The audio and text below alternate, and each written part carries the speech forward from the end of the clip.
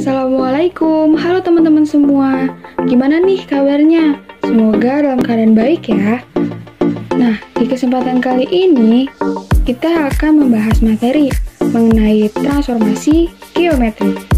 Nah, di dalamnya akan ada beberapa topik yang akan kita bahas. Pertama ada translasi, yang kedua ada refleksi, yang ketiga ada rotasi, dan yang terakhir ada dilatasi. Nah, dari topik-topik tadi, kalian gak akan bingung lagi, karena akan disertai contoh-contoh di setiap topiknya. Yuk langsung aja disimak dan dicermati videonya. Jenis pertama dari transformasi geometri adalah translasi. Apa sih translasi itu? Translasi atau pergeseran merupakan jenis dari transformasi geometri di mana terjadi perpindahan atau pergeseran dari suatu titik ke arah tertentu di dalam sebuah garis lurus bidang datar. Akibatnya, setiap bidang yang ada di garis lurus tersebut juga akan digeser dengan arah dan jarak tertentu. Translasi pada dasarnya hanya mengubah posisi, bukan bentuk atau ukuran dari bidangnya. Adapun rumus dari translasi itu sendiri adalah X aksen, Y aksen sama dengan A, B ditambah X, Y atau X aksen, Y aksen sama dengan X tambah A, Y tambah B. Dengan keterangan X aksen dan Y aksen adalah titik bayangan, X, Y adalah titik asal, A, B adalah vektor translasi. Selanjutnya ada contoh soal. Tentukan titik bayangan jika titik A adalah 1,3 dan ditranslasikan oleh 4,8. Penyelesaiannya X aksen, Y aksen sama dengan X plus A, Y plus B. Nah, langsung kita substitusiin ya. X-nya itu adalah 1, A-nya itu adalah 4, dan Y-nya itu adalah 3, dan 8, B-nya itu adalah 8. Selanjutnya, 1 tambah 4 itu 5, 3 tambah 8 adalah 11. Maka titik bayangannya adalah di 5,11. Transformasi geometri yang kedua adalah refleksi atau pencerminan. Apa sih refleksi atau pencerminan? Refleksi atau pencerminan dalam transformasi geometri berarti perubahan dengan memindahkan titik dengan sifat dari suatu cermin datar. Ada dua sifat yang dimiliki dalam transformasi refleksi. Yang pertama, jarak titik ke cermin sama dengan jarak bayangan titik ke cermin. Yang kedua, geometri yang dicerminkan saling berhadapan satu sama lain. Nah, bisa kita lihat dari segitiga berikut ini. Dari segitiga itu kan dicerminkan, maka segitiga itu saling berhadapan satu sama lain. Nah, selanjutnya di sini ada rumus umum refleksi. Yang pertama, pencerminan terhadap sumbu X. Misalkan ada titik X, Y, maka hasil dari refleksinya menjadi X, min Y. Rumus umum refleksi yang kedua yaitu pencerminan terhadap sumbu Y. Misalkan kita mempunyai titik X, Y, maka hasil dari refleksinya menjadi min X, Y. Rumus yang ketiga, di sini ada pencerminan terhadap garis Y sama dengan X. Misalkan kita mempunyai titik X, Y, maka hasil dari refleksinya menjadi Y, X. Rumus yang keempat, pencerminan terhadap garis Y sama dengan min X. Misalkan kita punya titik X, Y, maka hasil dari refleksinya menjadi min Y, min X. Rumus yang kelima, ada pencerminan terhadap titik asal 0,0. Misalkan kita mempunyai titik X, Y, maka hasil dari refleksinya menjadi min Y, min X. Rumus yang keenam, pencerminan terhadap garis X sama dengan H. Misalkan titik X, Y, maka hasil dari refleksinya menjadi 2H min X, Y. Rumus yang ketujuh, di sini ada pencerminan terhadap garis Y sama dengan K. Misalkan titik X, Y, maka hasil dari refleksinya menjadi X, 2K min Y.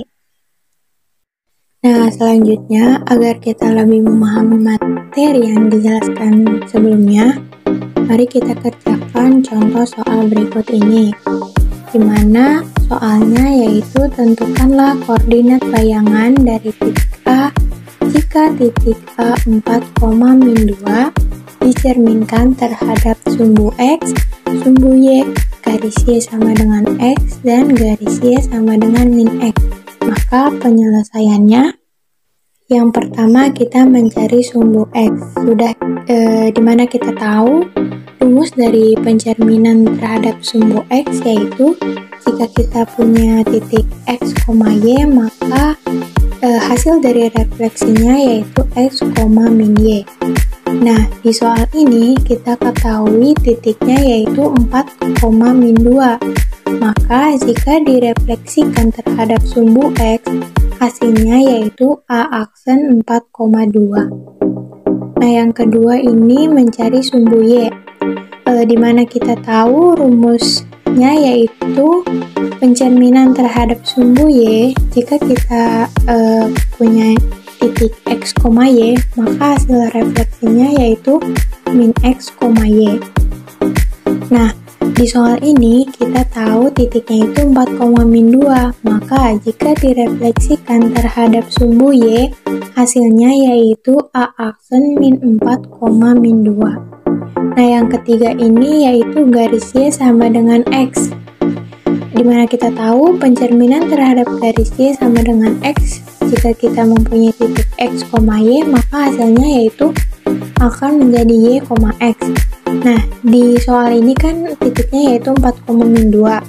Maka jika direfleksikan terhadap garis Y sama dengan X, hasilnya yaitu A aksen min 2,4. Nah, yang terakhir yaitu garis Y sama dengan min X, dimana pencerminan terhadap garis Y sama dengan min X, jika kita punya titik X, Y, maka akan menghasilkan min Y, min X. Nah, di sini titiknya itu 4, min 2, maka jika direfleksikan terhadap garis Y sama dengan min X, hasilnya yaitu A aksen 2, min 4. Yang ketiga ada rotasi. Rotasi merupakan salah satu bentuk transformasi dalam matematika yang memutar setiap titik pada gambar sampai sudut dan arah tertentu terhadap titik yang tetap. Titik tetap ini disebut pusat rotasi. Besarnya sudut dan bayangan benda terhadap posisi awal disebut dengan sudut rotasi. Selanjutnya kita perhatikan gambar di samping. Gambar di samping ini menunjukkan rotasi bangun ABCD terhadap pusat rotasi R. Besar sudut ARA, BRB, CRC, dan DRD sama. Sebaran titik P pada bangun ABCD memiliki bayangan P di A, B, C, D.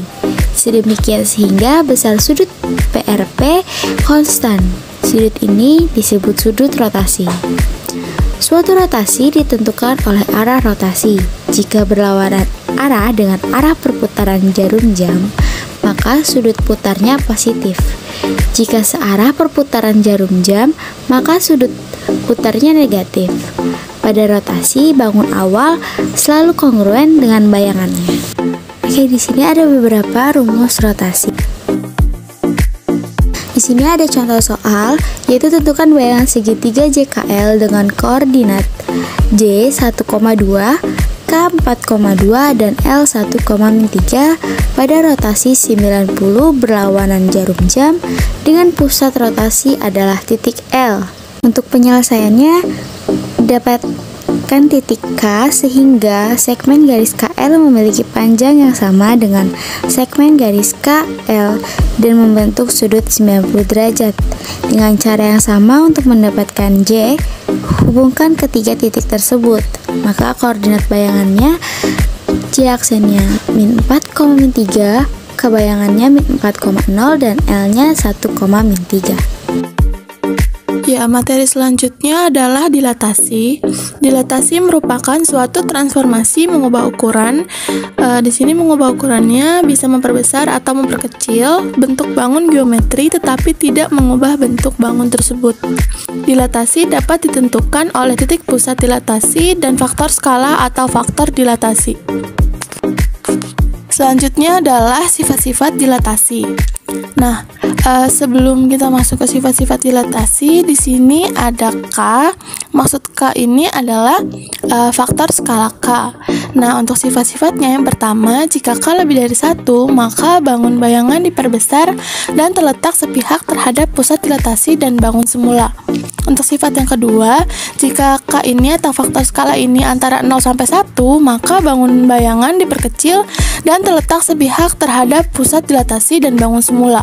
Untuk sifat yang ketiga, jika K ini antara min 1 sampai 0, maka bangun bayangan diperkecil dan terletak tidak sepihak terhadap pusat dilatasi dan bangun semula. Untuk sifat yang keempat, jika K ini kurang dari min 1, maka bangun bayangan diperbesar dan terletak tidak sepihak terhadap pusat dilatasi dan bangun semula. Nah, di sini selanjutnya ada rumus dilatasi. Untuk rumus dilatasi yang pertama, dilatasi titik A dengan titik A-nya X, Y dengan pusat 0,0 dan faktor skalanya adalah K, maka koordinat bayangannya adalah A aksen dalam kurung KX, KY. Nah, jadi si faktor skala K-nya ini dikalikan ke titik A yaitu X, Y, maka menjadi KX, KY. Nah, untuk contohnya dari rumus ini, diketahui sebuah segitiga ABC dengan titik sudut A 2,3, B 7,1 dan C min 2,5. Nah, jika segitiga ABC ini didilatasi dengan faktor skala 3, maka K-nya ini adalah 3. Dengan pusatnya 0,0, tentukan bayangan dari masing-masing titik segitiga ABC atau A aksen, B aksen, C aksen. Nah, untuk penyelesaiannya, masing-masing titik dalam sebuah segitiga ABC tersebut dikalikan dengan faktor skala 3. Nah, maka bayangan dari masing-masing titik segitiga ABC adalah untuk A aksen, tadi kan rumusnya KX, KY. Nah, selanjutnya K-nya kita masukin, K-nya kan tadi 3. Kemudian 3 dikali titiknya si X-nya kan 2. Terus, 3 dikali titiknya Y, 3. Maka sama dengan 6,9 untuk bayangan di titik A. Untuk bayangan di titik B, rumusnya sama KX, KY. Kemudian faktor skalanya 3 dikalikan dengan titik X, 7, faktor skala 3 dikalikan dengan titik Y. Y-nya itu 1. Sama dengan 3 dikali 7, 21, 3 kali 1, 3. Jadi bayangan titik B itu 21,3. Untuk bayangan titik C, rumusnya sama KX, KY. Nah, faktor skalanya 3 dikali titik X-nya min 2, 3 dikali titik Y-nya min 5. Maka 3 dikali min 2 min 6, 3 dikali min 5 itu min 15. Jadi untuk bayangan di titik C yaitu min 6, min 15. Kemudian ada rumus dilatasi yang kedua, dilatasi titik A, X, Y dengan pusat P, A, B dan faktor skalanya adalah K, maka koordinat bayangannya adalah A aksen, buka kurung A ditambah K, buka kurung X min A tutup kurung, B ditambah K, buka kurung Y min B tutup kurung. Nah, untuk contoh soalnya agar lebih jelas, diketahui sebuah segitiga ABC dengan titik sudut A 2,3, B 7,1 dan C min 2,5.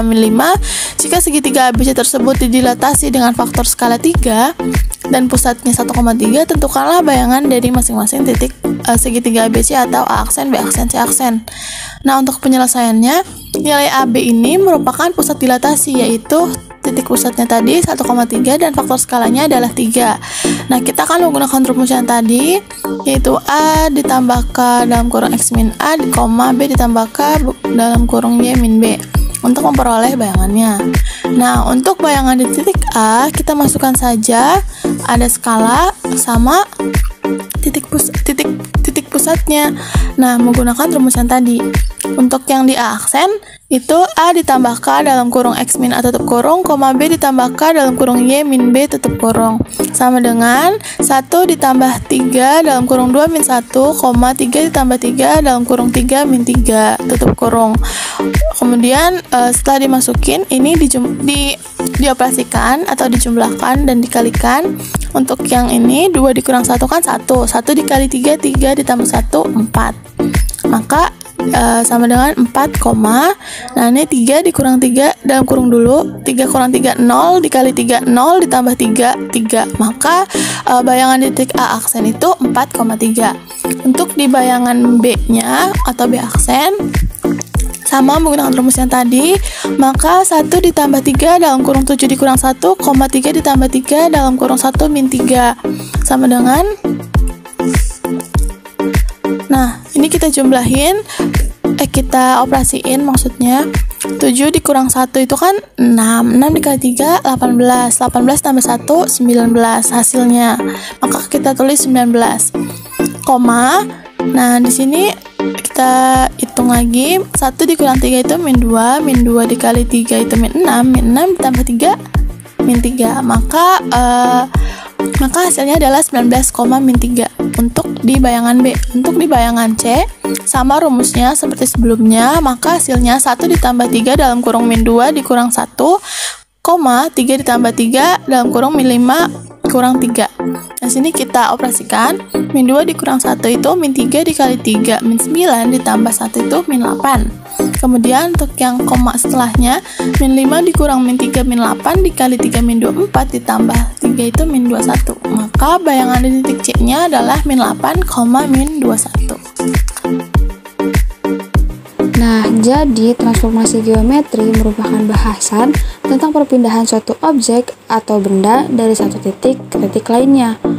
Jenis perpindahan dalam transformasi geometri yang pertama ada translasi, yang merupakan pergeseran dengan memakai sifat pencerminan pada cermin datar. Lalu ada refleksi, yang merupakan pergeseran semua titik pada bidang geometri sejauh dan arah yang sama. Lalu yang ketiga ada rotasi, yang merupakan perubahan kedudukan objek dengan cara diputar melalui suatu pusat dan sudut tertentu. Yang terakhir ada dilatasi, yaitu merupakan perbesaran atau pengecilan suatu objek. Nah, dari rumus-rumus transformasi geometri yang sudah dijelaskan dapat memudahkan kita untuk menentukan letak atau hasil transformasi suatu objek. Nah, sudah cukup jelas bukan mengenai transformasi geometri? Terima kasih untuk teman-teman yang sudah menonton. Semoga videonya bermanfaat. Wassalamualaikum warahmatullahi wabarakatuh.